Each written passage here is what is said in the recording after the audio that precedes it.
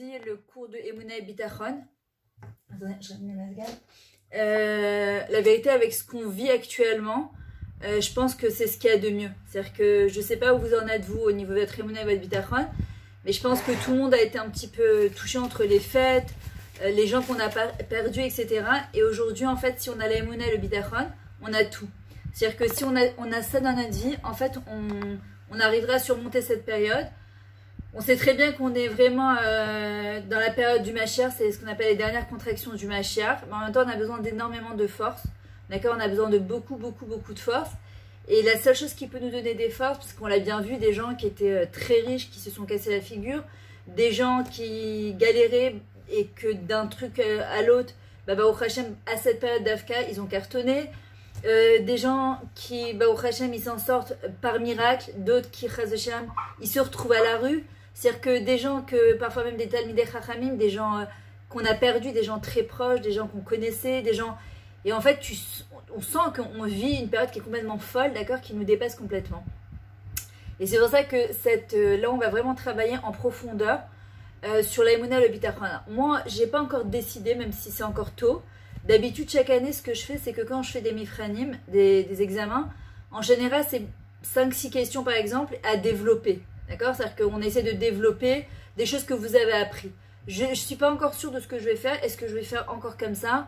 Ou question américaine? Parce que c'est un peu compliqué, en fait. Comme c'est beaucoup de ce que vous ressentez, de comment vous le vivez. Les filles qui étaient déjà dans mes cours les années précédentes, elles le savent très bien. C'est plus du... Enfin, pour moi, c'est du développement personnel à travers la spiritualité, le côté Torah. Et c'est vrai que parfois, c'est compliqué de faire des questions américaines par rapport à un cours de Emouna et Bitachon. Je ne sais pas encore. Ce que je vous recommande en tout cas, pas seulement pour le Mahon, pas seulement pour les examens, mais pour vous, c'est vraiment de prendre des notes. Mais vraiment, je vous dis, c'est pas, pour moi, j'ai toujours dit au fil du Mahon, c'est pas du tout comme un cours classique de Anala, Seka et je sais pas quoi là, de vos trucs que vous apprenez, de maths, etc. C'est vraiment des outils que je vous donne pour la vie. Demain, Bezrat Hashem, je sais qu'il y a une partie qui sont mariées.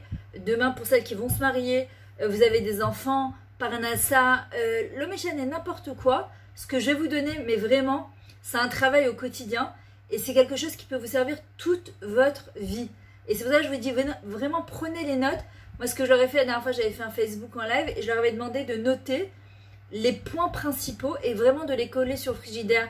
Vous faites des notes sur votre portable, vraiment de manière à ce que c'est des choses ce qu'on doit, c'est la Emouna, le Bitachon, on doit les shanen, on doit la réviser. La répéter, c'est un chinoun tout le temps, parce que ce qu'on veut, c'est que ça passe de la tête au cœur. On ne veut pas seulement croire, on veut pouvoir le vivre.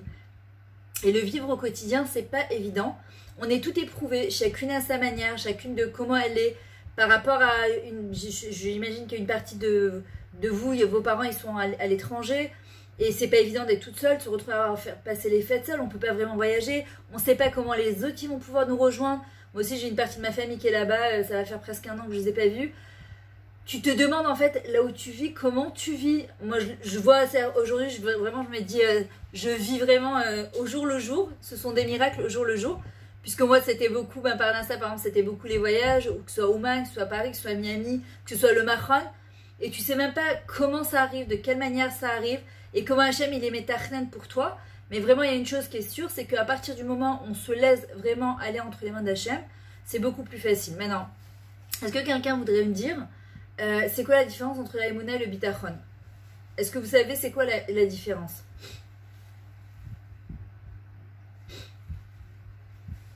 N'ayez pas honte de répondre, hein, il n'y a pas de problème.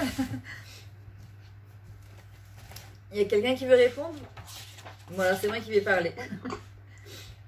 Alors, de quoi il y a quelqu'un qui veut dire quelque chose? C'est qui parle là, juste? Nelly, ok. Alors vas-y, je t'écoute. Le Bitachon, c'est pas dans les faits, alors que la Emouna, c'est oui. Dans le Sechel. Ouais, c'est ça. En fait, la Emouna, on sait qu'Anafnou Ma'aminim ou Bnei Ma'aminim, d'accord? On est croyant, fils de croyant. Et on sait très bien que c'est Hachem qui dirige le monde. Qu'on le veuille ou pas, tout crie à Kadesh Baruch Hu, même les non-juifs, ils vous diront, on ne peut pas ne pas voir la main d'Hachem, comment en l'espace de quelques mois, Kadesh Baruch Hu, il a plié le monde après On peut dire c'est les Chinois, pas les Chinois, c'est prémédité, c'est pas prémédité, tout ça, c'est très bien. Batachles, on voit bien que c'est Hachem qui a pris en... Je me souviens encore quand je suis revenue de Paris de mon dernier voyage, c'était en mars, où tout a commencé, les bidous, le confinement, etc. Comment tu te retrouves du jour au lendemain où tout roulait normalement, tout était tout à fait normal, du jour au lendemain, 7 milliards d'êtres humains, ils se sont pliés à de nouvelles lois, de nouvelles règles, qui auraient pu penser, je me rappelle, le premier masque que j'ai voulu acheter, c'était à l'aéroport, c'était vraiment, on aurait dit une muselière, d'accord, on dirait un truc et il y a marqué qu'à la fin des temps, on aura exactement Kepinador, Kepina Kelev, c'est-à-dire que la même chose que comme des muselières de chiens, et on le voit, et je me rappelle que je l'ai reposé, je l'avais trouvé à Stemensky, sur le truc aucun rapport, je l'ai reposé, j'ai dit même pas en rêve, je porte un truc comme ça, et j'ai continué mon chemin, c'était pas encore le port obligatoire du masque. Mais bon, je voyais que dans les avions, les gens ils le mettaient, ils avaient peur, ils craignaient un petit peu. Et on se retrouve aujourd'hui.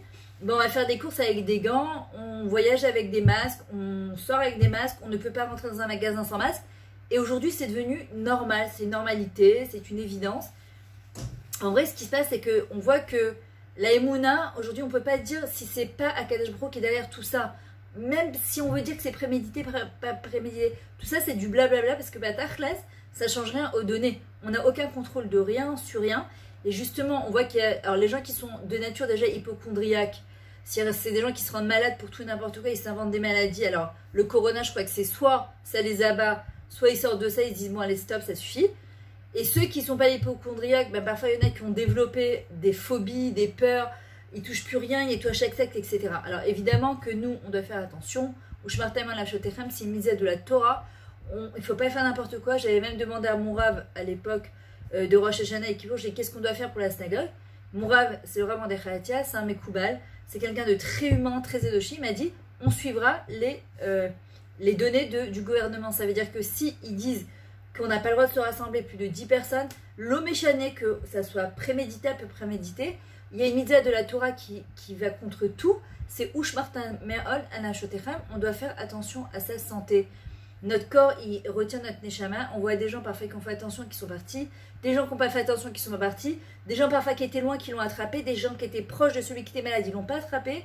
Il y a des torchnias d'Akadosh Baruch Hu, ça on peut rien faire. Mais nous, on est tenus de faire attention à ce qu'on fait, de se protéger quoi qu'il arrive. Maintenant, l'Emouna, c'est un Achnou Ma'aminim ou Bdei Ma'aminim, c'est-à-dire qu'on est tous conscients que Akadosh Baruch Hu, c'est lui qui gère ce monde. On le sait, c'est à l'intérieur de nous, c'est à l'intérieur de notre tête, on le sait très bien. Le bitachon, comme tu l'as dit Nelly, c'est vraiment dans les faits, c'est-à-dire les faits, c'est dans le cœur. Le bitachon, c'est quelqu'un qui est capable, en fait, de vivre sa émouna. C'est pas seulement le savoir, parce qu'il y a des fois, tu dis non, bah, au prochain, je sais, etc. Mais, et en fait, ce mais-là, il vient contredire ma émouna, parce que mais c'est plus fort que moi, mais je n'y arrive pas, mais j'ai peur. Et attention, on ne remet pas en question, c'est ce qu'on ressent. D'accord? David Amelach, il dit He manti ve'edaber. Parce que j'ai la Emouna, je parle avec Hachem. Qu'est-ce qui nous permet en fait de dépasser tout ça, justement, toutes nos peurs, etc. C'est Emanti Vedaber en parlant avec Hachem. Hachem, j'ai peur, mais je ne veux pas avoir peur. Je sais que de toute façon, tout est entre tes mains. Ce qui doit arriver à une personne de bien, au Chaz V'Shalom, la tov ou la moutav, de moins bien, c'est entre tes mains et on ne peut pas aller contre ça. D'accord? Maintenant, peur, c'est humain. S'angoisser, c'est humain. Mais nous, on veut aller au-delà de ça, puisqu'il y a marqué Rabakou Kanavi, il dit qu'à la fin des temps, qu'est-ce qui nous permettra de vivre? Pas vivre parce que je me lève le matin et je suis vivante. Non, non. Vivre ma mâche, vivre pleinement, vivre avec le sourire, vivre en ne pas s'angoissant. Tzadik be'emunato yirche. Le tzadik vivra de sa emuna. Et ça, c'est une phrase qu'on devrait se répéter toute la journée. C'est-à-dire que celui qui veut vraiment vivre, c'est celui qui vit de Emouna. Il se nourrit de sa Emouna. Et on devrait le coller sur nos frigidaires, sur nos portables. Alors on dit il vivra et dans ce monde et dans l'Olam Haba.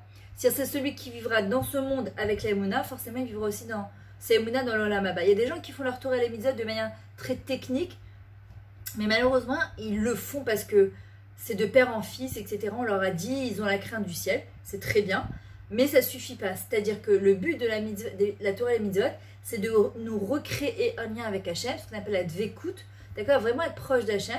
Et à travers cette Torah et ces mitzvot, on va se remplir de Emouna. Le but, c'est pas seulement d'accomplir, c'est pas une fin en soi. C'est un moyen de s'accrocher à Kadash Baruch Hu, les Dabek Bakadash Baruch Hu, c'est une vraie mitzvah.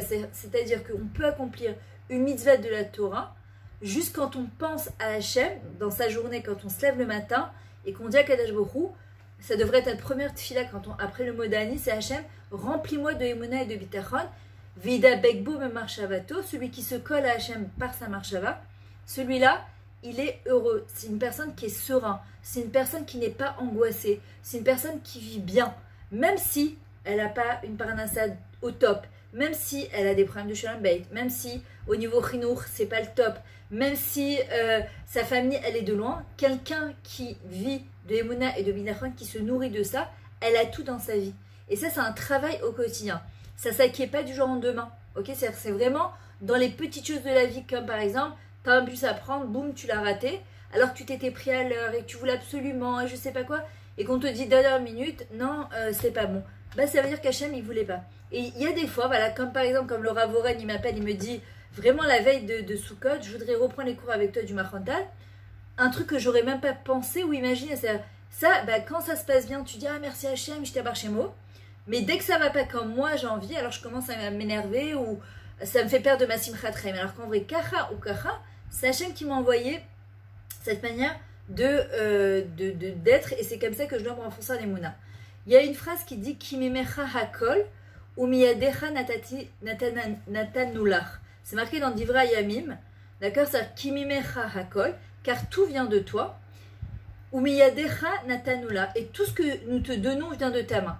Ça veut dire quoi? Tout, Akol, Mikol Kol, tout vient d'Akadash Baruch Hu. Akol, Minashamem, tout. La seule chose qui vient pas d'Hachem, c'est la Hirat Shamem, c'est la crainte du ciel. C'est quoi la crainte du ciel? C'est pas seulement j'ai peur et je sais pas quoi encore, non. La crainte du ciel, c'est justement quand il y a un événement qui se passe, de quelle manière je vais réagir. Est-ce que je réagis énervé, je crie, je m'excite, je suis en colère, ou bien je réagis avec du bitachon, en Akadash Baruch Hu, c'est-à-dire je sais Hachem que ça vient de toi et c'est pas possible que tu m'envoies quelque chose qui n'est pas pour mon bien. On va y arriver, hein. C'est un travail, c'est très beau en théorie, mais en pratique c'est beaucoup plus compliqué à le vivre. Mais justement, à force de se répéter tout ça, au fur et à mesure du temps, on finit vraiment par le vivre et l'intégrer. Alors il y aura des hauts, il y aura des bas, mais déjà quand on a cette moudaout, cette conscience-là, de vivre main dans la main avec Hachem, déjà c'est beaucoup plus facile de lui parce qu'on rebondit. Et le truc, c'est pas après de se morfondre en disant oh là là, mais je suis nulle, mais pourquoi je me suis énervée, j'aurais pas dû, alors que je viens de sortir d'un cours de Emunah Bitachon. Non, c'est pourquoi j'ai réagi comme ça. Qu'est-ce qui a fait que j'ai mal réagi alors que j'aurais pas bien pu réagir? Qu'est-ce qui a fait? C'est quoi les sentiments qui ont dominé à ce moment-là et que j'ai laissé place à mon Yetzirah? Qu'est-ce qui m'a dit à ce moment-là mon Yetzirah qui a fait que j'ai perdu pied et que je me suis excitée, je me suis énervée après Hachem ou le Méchana après une personne et que j'ai pas pris de recul par rapport à cette situation. Tout ce que nous te donnons vient de ta main. Ça veut dire que quand par exemple une personne elle va donner son maaser, par exemple il y a des gens qui ont du mal à donner leur maaser. Ils ont l'impression qu'on leur enlève quelque chose. Mais en vrai, on redonne quelque chose qui ne nous appartient pas. C'est-à-dire que qui c'est qui nous a donné cette parnassa? C'est Hachem. Nous, Hachem nous demande de redonner quelque chose qu'en fin de compte, tout vient d'Hachem. D'accord? C'est-à-dire que quand on marie un enfant, par exemple, parfois tu as l'impression qu'on t'arrache quelque chose. Pourquoi? Parce que, mais en fin de compte, quand tu as mis des enfants au monde, ce n'était pas que pour toi. C'est parce que ces enfants-là, tu dois les amener sous la roupa et leur permettre de se réaliser comme tes parents ils t'ont permis de te réaliser, etc. etc. On continue à faire que ce que Hachem nous a donné pour lui et pas seulement pour nous.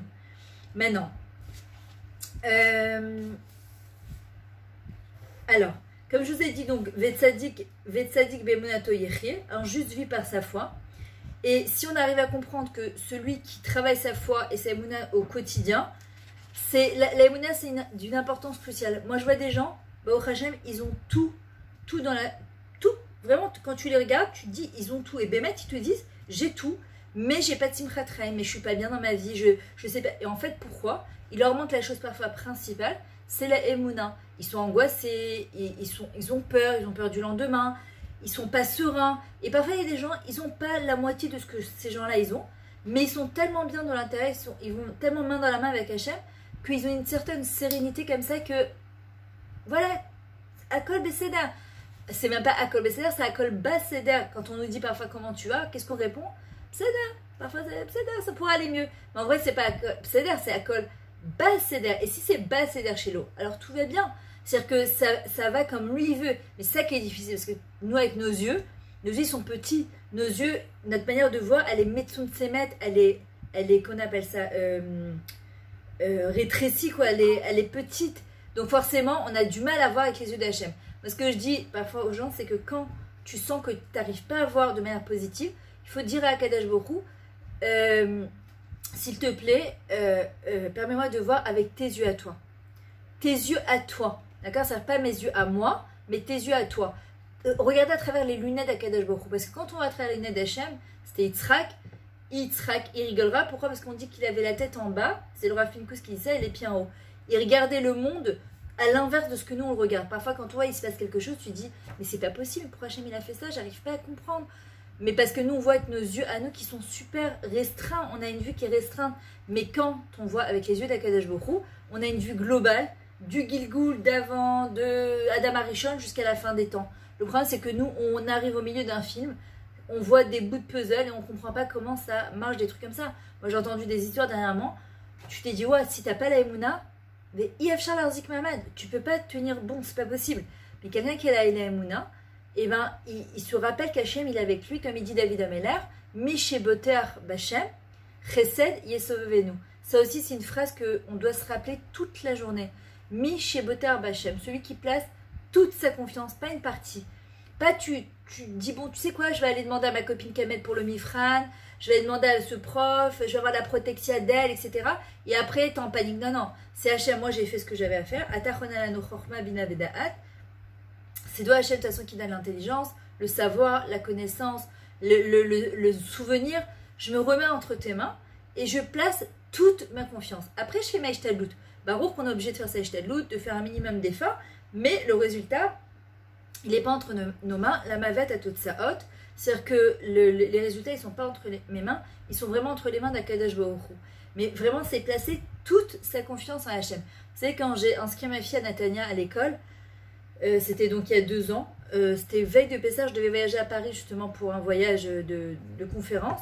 Et donc elle nous avait dit, la directrice, c'est la dernière, ça risque de s'éteindre, vous rebranchez directement. Et qu'on appelle ça, et en fait quand je suis partie, moi la femme qui m'avait fait rentrer à l'école, elle m'avait dit non mais c'est bon, tu rigoles, moi je lui ai dit que t'es Myriam et tout dit, c'est bon, à Natania tout le monde te connaît.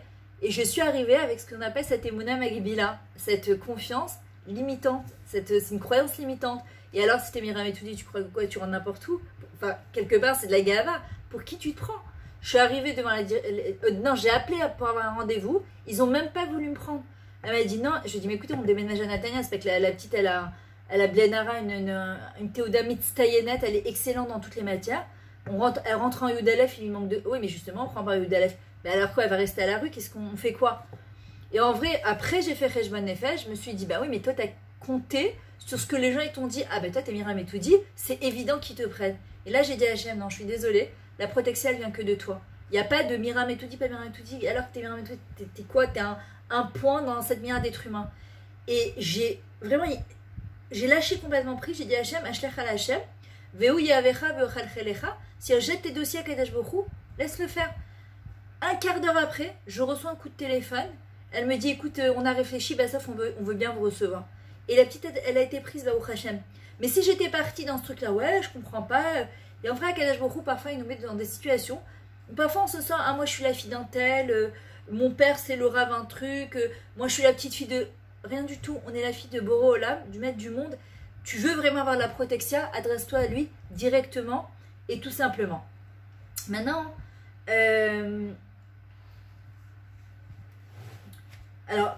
on sait très bien que Akadosh Baruch Hu, il dirige le monde et encore une fois, nous on voudrait pas seulement le savoir, mais le vivre. Quand il nous arrive quelque chose, l'homme est chaîné. Parfois il y a des petites épreuves, parfois il y a des moyennes et parfois il y a, que Dieu préserve, vraiment des très grandes épreuves et parfois c'est vrai que c'est compliqué. Maintenant, qu'on ait une petite ou une moyenne ou une grande épreuve, en vrai on doit se répéter. Je sais très bien qu'Hachem dirige et tout ce qu'il fait, toujours pour moi, c'est le mieux. Ça veut dire que le problème c'est que qu'est-ce qui se passe au moment où on s'énerve? On perd notre émouna, c'est qu'on se dit Hachem, il m'aime pas. Hachem s'il m'aimait, il pourrait pas me faire un plan comme ça, c'est pas possible. D'accord? Et en vrai, c'est pas nachon de penser de cette manière-là. Par exemple, moi je sais que mes enfants, chaque fois qu'il y a un truc qui se passe, même quand on joue parfois au Yaniv, d'accord, aux cartes, et que par exemple il y en a un qui a, par exemple il y a mon fils, il me dit j'ai 99, c'est impossible, j'ai 100, je dis pourquoi tu dis que c'est impossible? Ne limite pas Hachem. 2 fois de suite il a eu 1 en Asaf, Asaf il est redescendu à 50. Et qu'est-ce que je lui réponds chaque fois? C'est parce qu'Hachem il t'aime. C'est-à-dire que ça c'est une phrase que je leur répète tout le temps. Qu'ils aient un truc bien, qu'ils aient un truc moyen, je dis c'est parce qu'Hachem il t'aime. Mais nous aussi, on doit se le répéter à nous-mêmes. C'est que quand il nous arrive quelque chose, la chose qu'on doit dire, je sais que c'est parce qu'Hachem tu m'aimes. Je sais Hachem que c'est parce que tu m'aimes. Attendez. Voilà, c'est-à-dire que ça c'est super important d'arriver à comprendre cette chose-là. Pourquoi? Parce que quand Chas v'Shalom, il arrive des choses parfois qui sont moins sympathiques, d'accord? C'est des choses parfois que elles sont. Alors parfois tu peux te dire, même si c'est pas exactement selon mon cédère à moi, je sais à Kadosh Baruch Hu que c'est parce que tu m'aimes. Il y a un bruit bizarre là, je sais pas d'où il vient. Merci. D'accord, c'est-à-dire que se dire chaque fois, je sais Hachem que c'est parce que tu m'aimes. Et vraiment quand tu te dis ça, tu te dis, si c'est Hachem qui dirige le monde, c'est exactement ce qui est bien pour moi.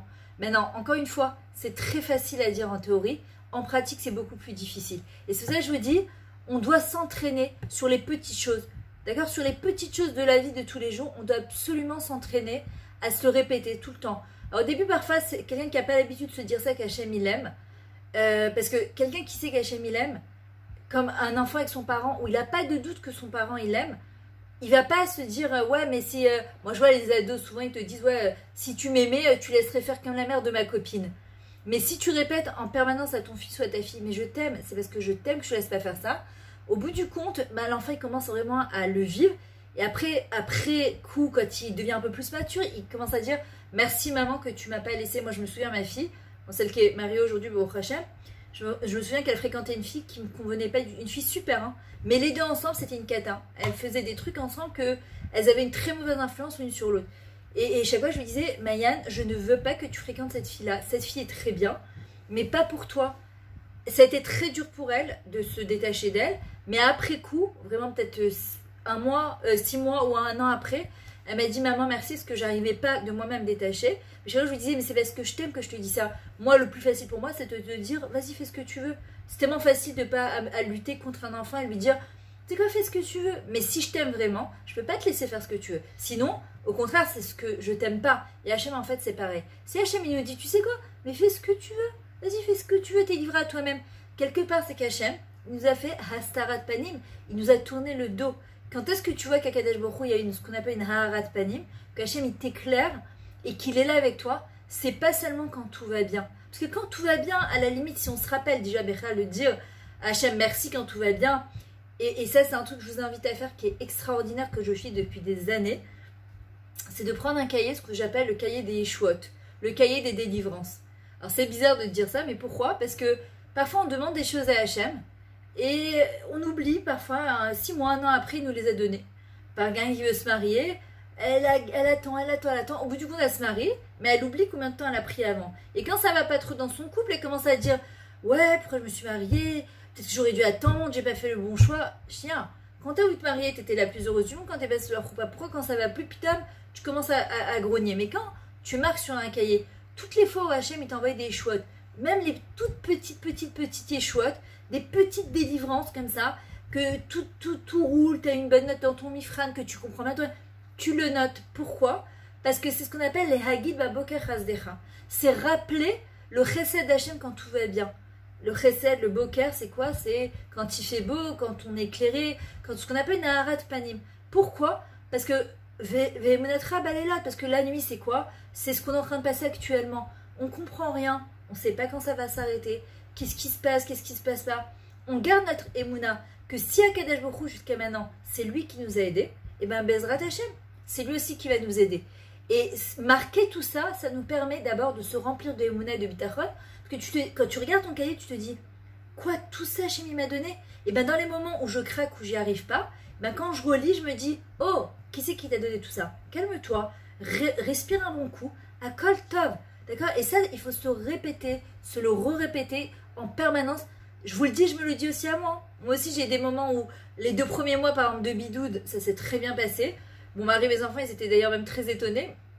Parce qu'avec tous les allers-retours que je faisais entre Ouman, Miami, Paris, je suis globe-trotter, et que quand je suis rentrée, ils m'ont dit 2 semaines de bidoude. Quand je suis sortie des 2 semaines de bidoude, ça a commencé le vrai bidoude pour tout le monde. Après, bon, c'était Pessard, je me suis dit, bon, c'est pas grave. Au bout de 2 mois, j'ai craqué. C'est au bout de 2 mois, j'ai eu un mois et demi, où j'arrivais pas à remonter la pente. J'arrivais pas. J'étais incapable de faire quoi que ce soit. J'ai besoin du contact humain, j'ai besoin de voir les gens. Alors, Zoom, c'est sympa, à petite dose. Facebook, c'est sympa, mais t'es derrière un écran, comme il dit chez Rebo, chez Lano, blima sachim, blima sechot, qu'il n'y ait pas de masque et pas d'écran. Et là, tu te retrouves, tu te dis, mais comment tu vas te retourner de ta part d'un ça? Quand est-ce que tu vas refaire un cours normal avec des gens que tu regardes en vrai? Et pendant, on va dire bien un mois, j'étais vraiment, mais impossible de faire quoi que ce soit. Je dormais à 4h du matin, chose qui m'arrive jamais. Je me levais à 11h du matin, j'étais vraiment...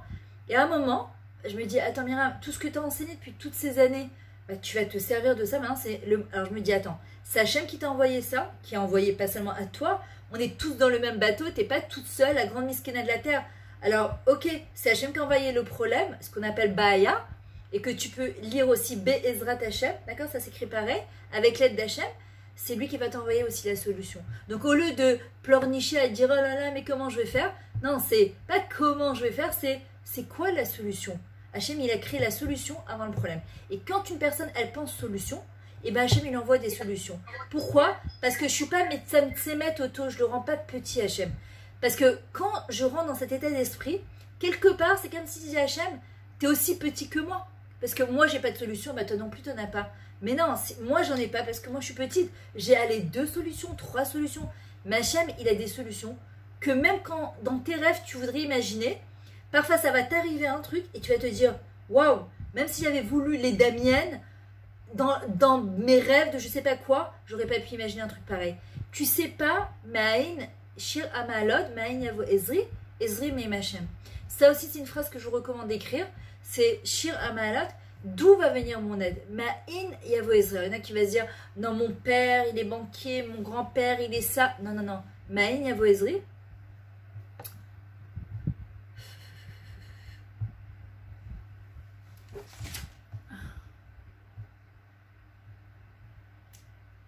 Sorry.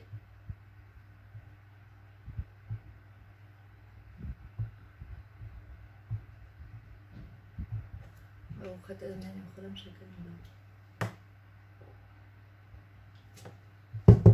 bah, il faudra admettre tout le monde maintenant en plus. Voilà, attendez.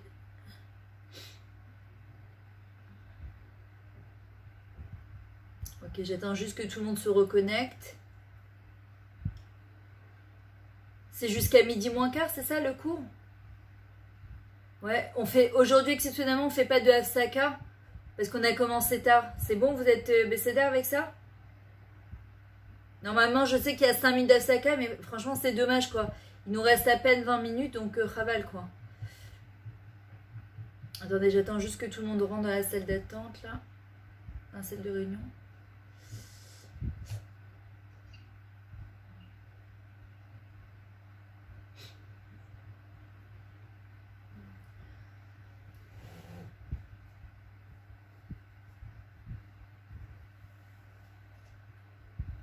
Ok.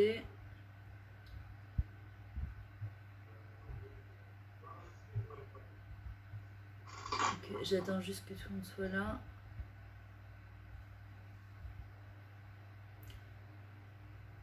Je sais pas si tout le monde est là. Non, on a 22.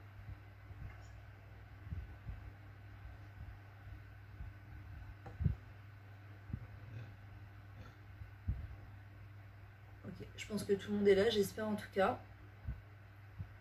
Si vous voyez que j'ai pas admis des filles, vous me dites, hein. Parce que moi, ça me montre qu'il y a tout le monde qui est là. Ok. Ok, maintenant. Le Rambam, il dit par exemple, qu'est-ce qui est plus grand? De donner 100 € une fois ou de donner 1 € tous les jours. Alors en vrai, lui, il dit c'est mieux de donner 1 € tous les jours. Bon, celui qui peut donner 100 € tous les jours la brute, hein, mais celui qui peut pas, et ben qui donne 100 € ou un shekel tous les jours. Pourquoi? Parce qu'en fait, ce geste que tu vas avoir, en fait, ton esprit, il va s'imprégner de ça.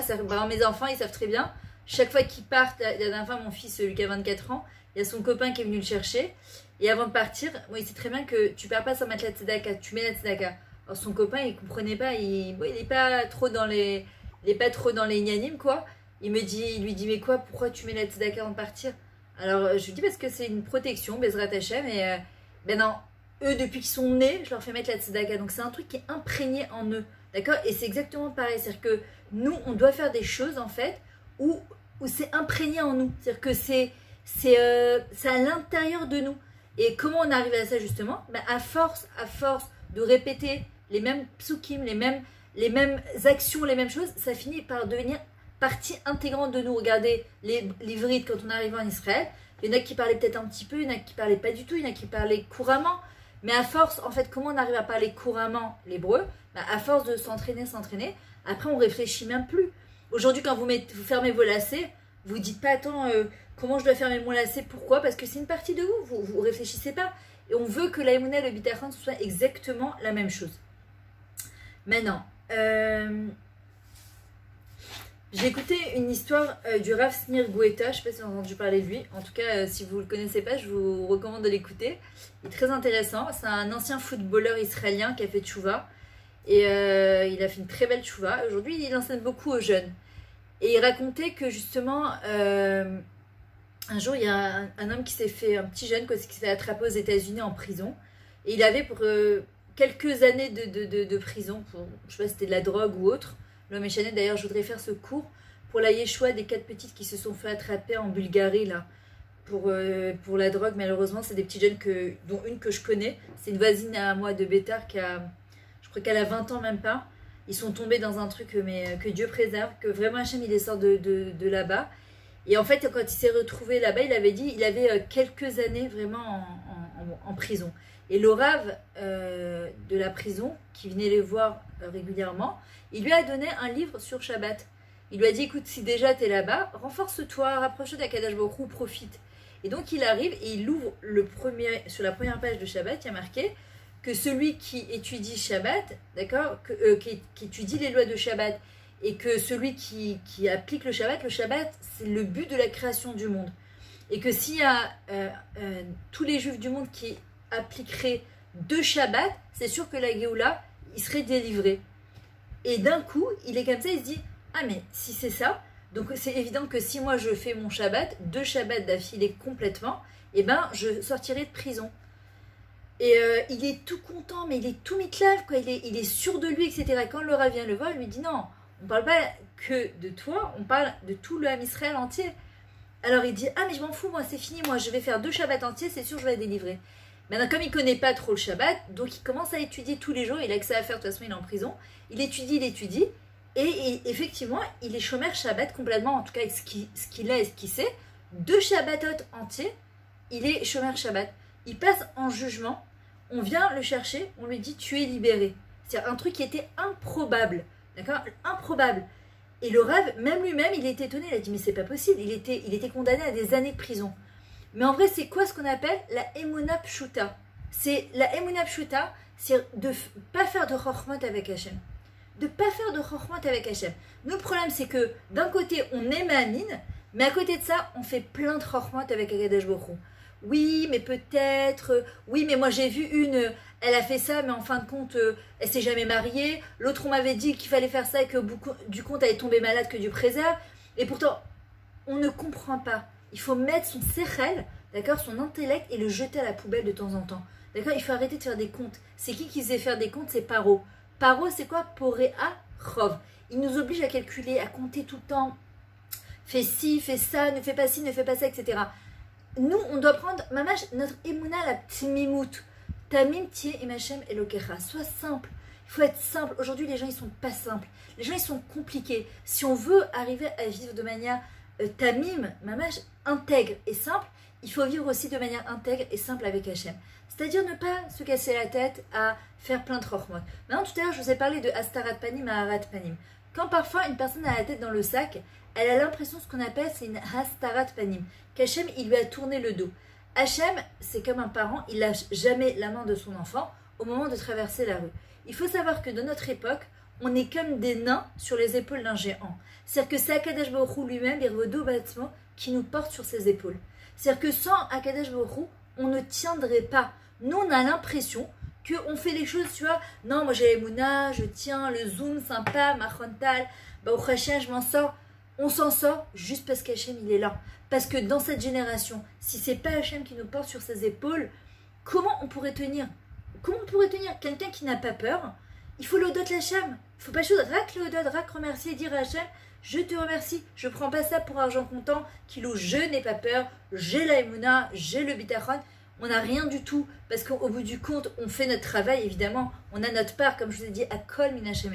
Tout vient d'Hachem. Il y a une chose qui vient pas d'Hachem, c'est comment on réagit face aux événements de la vie. Alors ça, c'est un principe d'ailleurs que j'enseigne souvent même aux calottes, aux mariés, Bezrat Hachem. Et je l'ai déjà enseigné dans les années précédentes, mais je vais vous le redonner parce que c'est une clé dans la vie pour réussir aussi. C'est le moussag de Ephrat. Je ne sais pas si vous avez entendu parler de ça. Même en coaching, on l'apprend. Ephrat, c'est Aleph, P, Resh, Tav. Écrivez-le parce que c'est quelque chose qui peut énormément vous aider dans votre vie. C'est quoi Ephrat? Aleph, P, Resh, Tav. Aleph, c'est le Iroua. Il se passe quelque chose, un événement. Les événements, ils sont toujours indépendants de notre volonté. Quelqu'un qui va t'insulter dans la rue. Que Dieu préserve, on perd un cahier hyper important. Chazé Shalom, un PV alors que tu t'étais bien garé. Je sais pas, des trucs comme ça, c'est un événement qui est complètement indépendant de ta volonté. C'est Hachem qui te l'a envoyé. C'est le Iroua, d'accord? Elle est où notre tirat Shamaim? Elle est où notre crainte du ciel? Et de quoi dépend la sérénité et le bien-être de notre vie? De la Parshanout.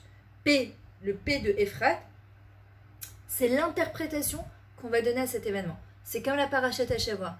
Prenez la Parashat Hashavah, il y a des gens qui vous la racontent de manière exceptionnelle. Et il y a des gens, mais mon Dieu, ils vont te raconter la Parashat Hashavah, mais de manière tellement angoissante. D'accord? C'est-à-dire que c'est... T'es là, tu te dis, mon Dieu, et à cause du Ham Israël, à cause du Hachonara, et à cause de ci. Et des gens, ils vont te sortir les peurs de la Parasha. Et pourtant, c'est les mêmes mots. C'est le même événement. C'est la même chose qui s'est passée depuis des milliers d'années. Pourquoi certaines personnes le voient de telle manière et de d'autres manières? Parce que tout simplement, c'est la manière dont je choisis de voir les choses. Ce qu'on appelle vraiment la parshanout, l'interprétation que je décide de donner à l'événement. En fonction de l'interprétation, ben forcément, qu'est-ce qui va se passer?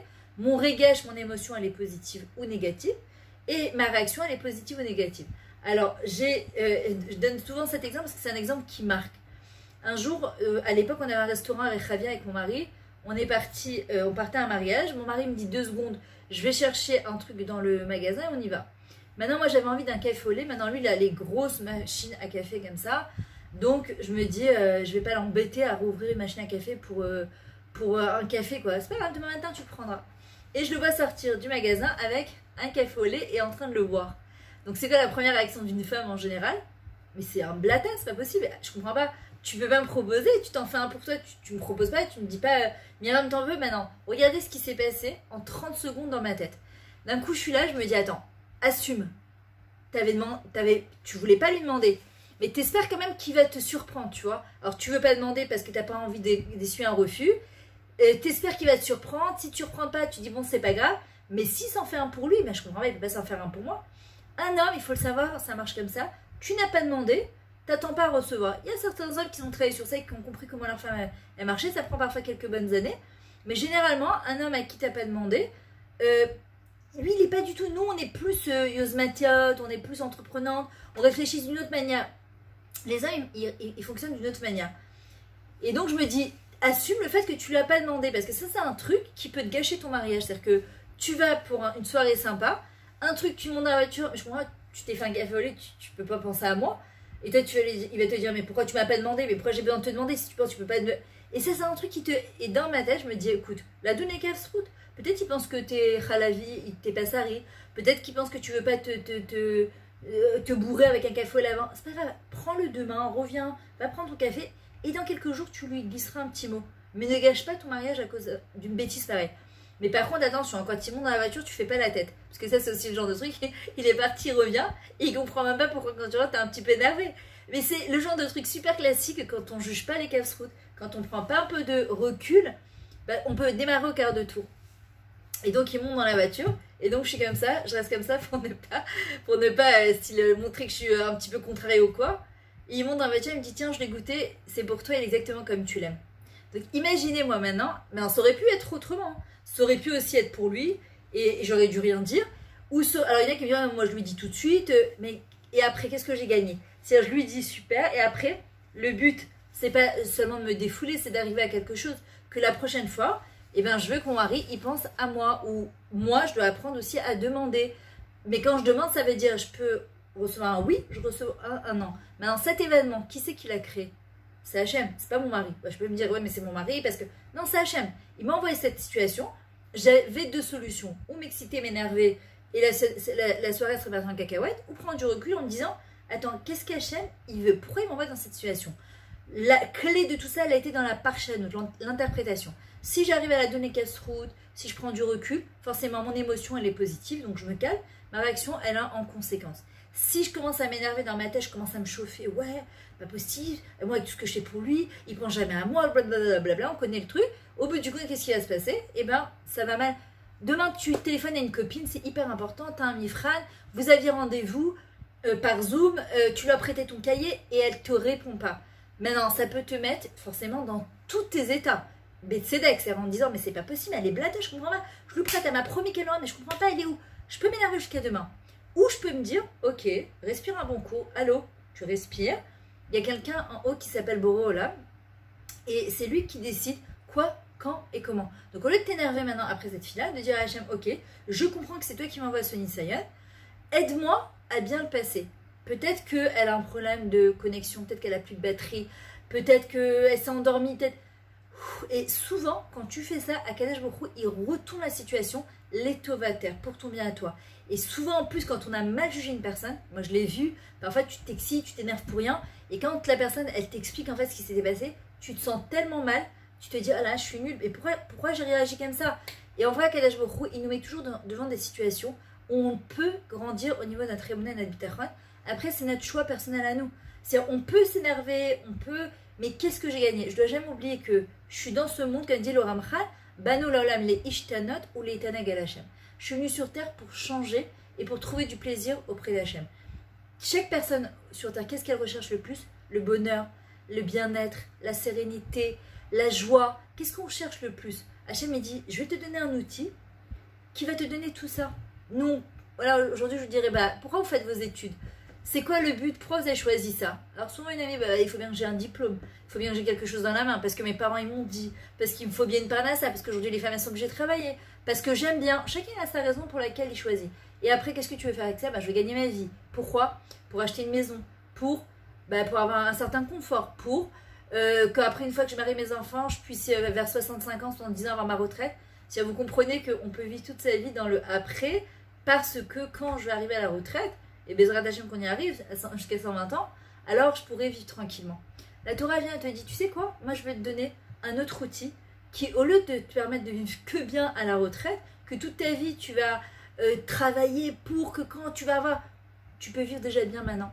Que tu travailles pas, que tu as un diplôme, que tu n'as pas de diplôme, que tu es une bonne parnassa, que tu n'es pas une bonne parnassa, que tu es un super mari. Je vais te donner un outil exceptionnel. La Torah nous dit que si tu veux vivre bien, heureuse, sereine, bien dans ta vie, tzaddik be'emunato yirye. Le tzaddik qui se nourrit de sa émouna. Regardez aujourd'hui quand on n'est pas bien, de quoi on essaie de se nourrir. On va manger des trucs rapides, une pizza, un gâteau, du chocolat parce qu'on est en stress, etc. On se sent pas bien, on prend du poids et au bout du compte ça nous calme pour combien de temps? 10 minutes, un quart d'heure. Nous ce qu'on veut c'est être rempli de l'intérieur à long terme. C'est-à-dire que, et en vrai quand ça devient, c'est comme un muscle à émouna. D'accord? Il y a des choses aujourd'hui qu'on fait qui sont habituelles, comme la tfila, comme se lever le matin, faire son modé netilat. Pourquoi? Parce que c'est un truc qui est ancré en nous. On réfléchit même pas. Pourquoi? Parce que c'est ancré en nous. La émouna, c'est pareil, c'est un muscle qui se travaille tous les jours. Maintenant, je terminerai avec ça. Après, je vais juste prendre les noms de celles qui sont là. D'accord? Il y a marqué dans Echa, Mise Amar, Vaetei Hashem le Tziva. À qui donc suffit-il d'ordonner pour qu'une chose soit si Hachem en a décidé autrement? Ça veut dire, le Chovat Alevati explique que personne, et ça c'est quelque chose que si on arrive à comprendre, mais notre vie elle serait différente. Personne ne peut me toucher du doigt, me faire du mal ou me faire du bien si c'est pas Hachem qui l'a décidé. Akadosh Baruch Hu, il tire les ficelles par là-haut. Encore une fois, c'est très beau à dire, c'est plus difficile à vivre. Mais on doit arriver à ça. C'est-à-dire que personne ne va te toucher ou te voler ou te mal te parler ou t'insulter dans la rue ou te doubler en voiture ou te prendre ta place dans une queue si c'est pas Akadosh Baruch Hu qui a décidé que ça serait comme ça. C'est Hachem qui tire les ficelles de là-haut. D'accord? Il est là et dit c'est là parce que dans le Gilgul d'avant, parce qu'il y a des fois nous on a fait du mal à quelqu'un, on s'est pas rendu compte, on a oublié. Et que Akadosh Baruch Hu, il veut qu'on soit clean, d'accord? Alors il va nous envoyer autre chose. Et si j'arrive à prendre du recul en disant Hachem, Toda, merci je me suis insultée, merci qu'on m'a pris ça, c'est difficile pour moi, mais Toda, merci. Même si j'arrive pas à le comprendre et le vivre maintenant, mais je sais que c'est les Tovati. Je ne sais pas si vous connaissez la bracha, la tfila de Odaya les Boro Olam. Moi je la lis depuis des années, je l'avais fait d'ailleurs imprimer pour, comme masquerade pour la bar mitzvah de mon fils qui s'appelle Hillel, justement c'est Hillel Hallel. D'accord? C'est une tuila que je fais depuis des années où il dit justement merci Hachem pour tout ce que tu me donnes et pour tout ce que tu ne me donnes pas. Je te demande pardon sur toutes les fois où j'ai grogné, alors j'aurais dû te dire merci. Et bien quand une personne, elle s'implique, parce que la Hodaya, elle va avec la Emouna. Quelqu'un justement qui remercie Hachem même quand il ne comprend pas, ça s'appelle de la Emouna, ça s'appelle même du Bitachon. Quelqu'un qui ne sait pas remercier, il peut pas prétendre dire ah non mais moi je suis Mamine à Kadosh Baruch Hu, mais je sais en fait que tout vient de moi ou non, pourquoi je lui dirais merci de quoi? Non, quelqu'un qui veut vivre avec sa Emouna, il a besoin de deux kelim, la Simcha et la Hodaya. Celui qui travaille sur sa Simcha et sur sa Hodaya,